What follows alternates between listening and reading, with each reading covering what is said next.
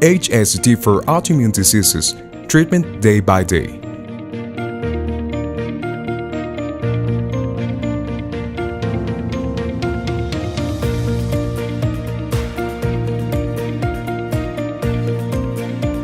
The first step of the process consists on a series of preliminary tests. These include a blood panel, chest X-ray, electrocardiogram, and a spirometry test to assure patient safety. Patients attend to specialist evaluations with a neurologist, pulmonologist, and cardiologist. Patients then provide a complete medical history and are instructed with the specifics regarding medications, do's and don'ts, and what to expect from their overall procedure. This is when the first hematology consultation with the medical staff occurs.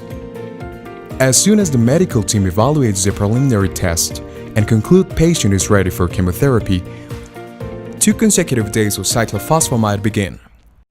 The objective is to condition the immune system by beginning to eliminate blood cells and mobilize new stem cells. Recommendations: during the days of chemotherapy, cyclophosphamide, it is important that you hydrate properly. We recommend to drink 3 liters of normal purified water. Bottled water, frequent urination is advised. To further mobilize the stem cells from the bone marrow into the bloodstream, subcutaneous filgrastim injections will be applied every 12 hours during a 7-day period. This will be administered by clinic nurses and medical staff at each patient's apartment for their comfort. Recommendations: filgrastim is a man-made form of a protein that stimulates the growth of white blood cells in your body. Common side effects include aching in bones, muscles, and others. If you experience these side effects, you can take acetaminophen, Tylenol 750 mg every 12 hours orally.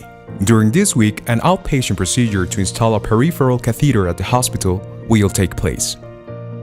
Our intention is to obtain a better blood flow in order to maximize stem cell collection, as well as facilitate infusion of the second chemotherapy session and the transfusion of the stem cells.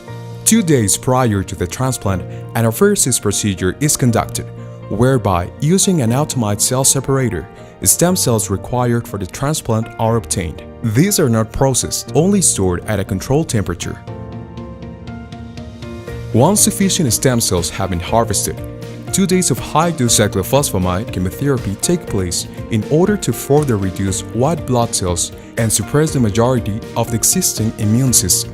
At this stage, patients are ready to receive their transplant. This is when, by infusion, the stem cells are given back to each patient. After the transplant, patients enter a period called neutropenia. This varies from patient to patient, but usually appears between 48 and 72 hours after the transplant, and will last approximately 7 to 10 days. During this period, neutrophils, which are a type of white blood cells responsible for fighting infections, are low. Diet and exposure are highly controlled. Patients are recommended to follow the neutropenic recommendations provided. Hematologic recovery occurs when patients' level of white blood cells, leukocytes, platelets, and hemoglobin are at the correct levels. This is known as engraftment.